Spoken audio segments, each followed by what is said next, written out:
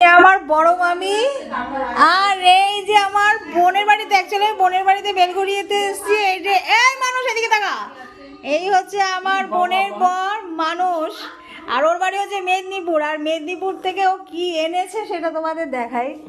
এই দেখো বড়িগুলো কি সুন্দর দেখতে, দেখো এগুলোকে বলা হয় গয়না বড়ি।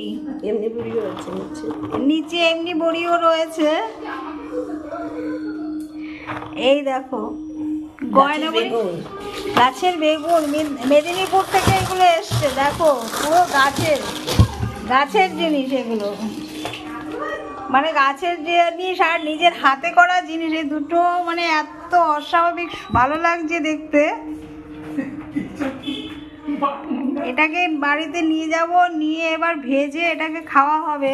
যতক্ষণ না খেতে পারছি ততক্ষণ পর্যন্ত মনের শান্তি আসছে না ঠিক।